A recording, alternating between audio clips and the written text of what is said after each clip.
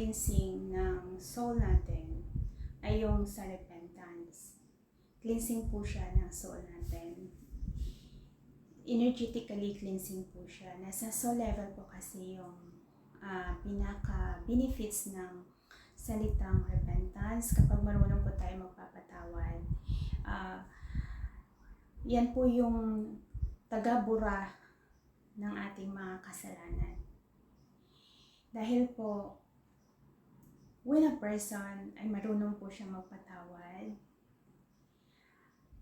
halimbawa na lang po natin na from the past, syempre marami pong mga tao na nanakit sa atin individually. That is na nag-cause siya ng past trauma, ng trauma sa buhay natin. So ang trauma po natin ay nagsimula talaga siya sa mga tao na nanakit sa atin in this physical world. Kapag once kasi na nasaktan tayo ng mga tao, halimbawa may nakilala tayong isang tao and sinaktan tayo, nasaktan yung puso natin, yung feelings natin nasaktan, yung nakaramdam tayo ng pain. Pero instead na itama yun kasi binaliwala natin, nag-move on tayo without recognizing yung mga wound na yun. So, hinayaan natin yun, lumipas ang panahon, kinalimutan natin, nag-move on tayo. At yung wound na yun ay natira pa rin doon sa soul natin. Kung bakit kapag nagre-repentance ang isang individual na tao, kailangan mo po simulan sa childhood memory mo. Every individual na tao na nakilala mo doon, kung sino man yung nanakit sa'yo, kailangan mo sila patawarin isa-isa.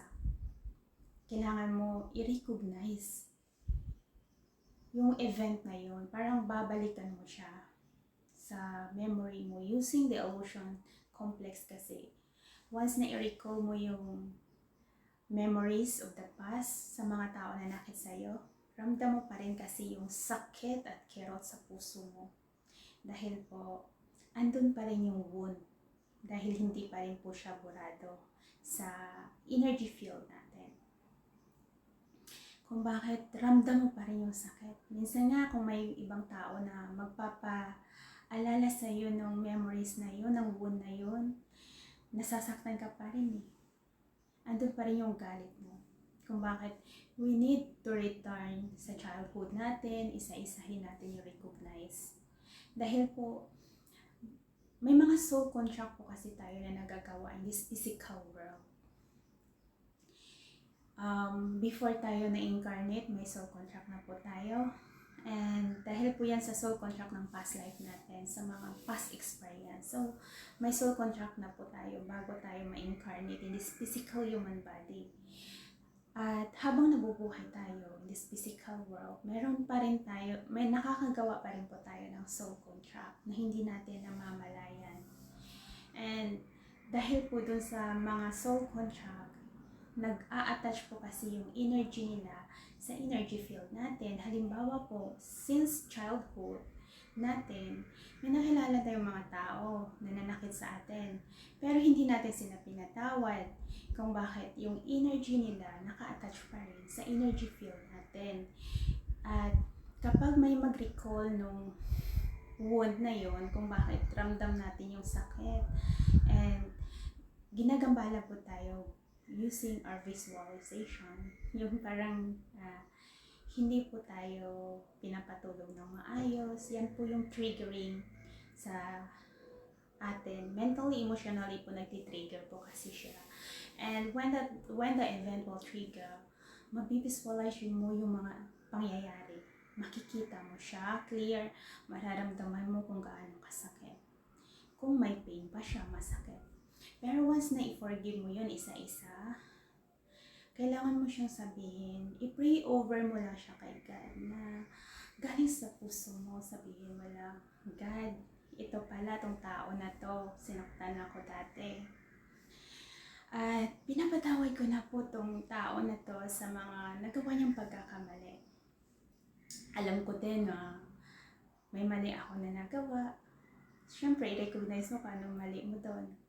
At kilalanin mo yung pagkakamali mo. At once na ma-learn mo na yung lesson na God, hindi na ganito yan, hindi ka kasi masasaktan kung hindi mo din inalaw yung pangyayari na yun. Kung bakit, that is a self-realization in every event sa sarili natin na may mali din po tayo.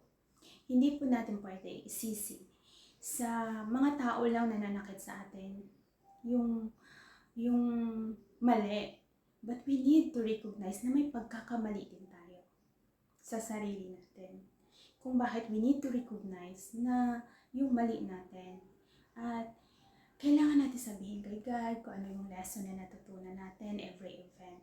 So, once you learn the lesson, yung mararamdaman mo na doon is, once na nag-success ka doon sa isang event na yun, sa pagpapatawad mo,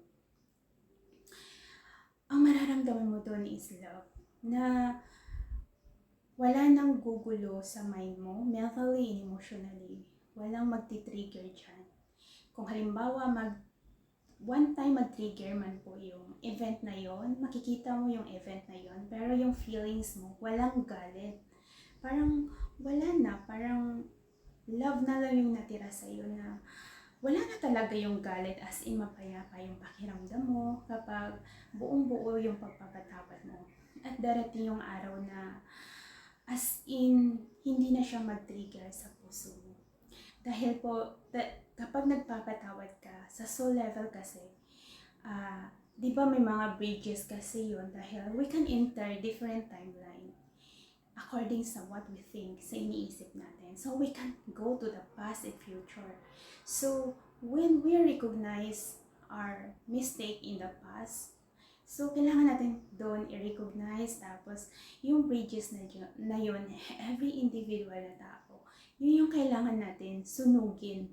Kailangan natin yun i-dissolve yung bridge na yun, na nagko-connect from the past to us. That is to forgive them para ma-dissolve yung energy na nagko-connect sa atin from the past na nagkaroon tayo ng trauma. So, ganito lang po naman kadali ang maghilom ng trauma ng tao.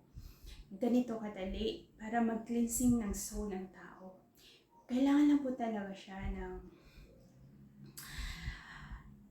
yung pagiging sincere mo at pagiging totoo mo sa sarili mo, na magsabi ka ng totoo sa sarili mo. Yung walang halong pride at walang halong ego, but a sincerity na nanggaling sa puso mo. Yung full of love. Kaya nga, intindihin mo yung sarili mo para alam mo, intindihin yung mga nangyayari, yung mga event na yun, na nangyari sa past mo. So, paulit-ulit lang naman yung, ganito yung parang cycle on how to cleansing our soul. Ganito po yung pag-cleansing ng soul natin. So, kailangan po natin muna one by one na i-cleansing natin yung past muna natin. Once na ma-cleansing mo na lahat ng past mo, plus wound mo, doon ka na magkakaroon ng present time. I know, I understand na it will take time, but kailangan nyo magiging honest sa sarili nyo. Sabi ko nga, di ba, kayo ang tutulong sa sarili nyo at kayo ang gagawa sa pagkakataon na ito. Dahil sacrifice doesn't last forever. Pero yung karunungan, yung maglalast forever. Kaya gawin nyo to sa sarili nyo kung gusto nyo maligtas yung own body in your own soul. Hindi to para sa akin, pero para to sa inyo individually. Kung bakit tinuturo ko sa inyo yung karunungan para matulungan kayo. So, sa inyo na yun kung tatanggapin nyo o hindi. That is your own freedom to accept the new knowledge and understanding para sa sarili mo. So, kung papairalin mo pa rin yung pride and ego mo sa sarili mo, nasa sayo na po yun. Nasa inyo po yun individually. Pero, this is only why I am here, para tumulong sa inyo. Kaya sana po, matuto kayong gamitin yung puso nyo, open your heart, and use your heart. Dahil sa heart, walang pride, walang ego.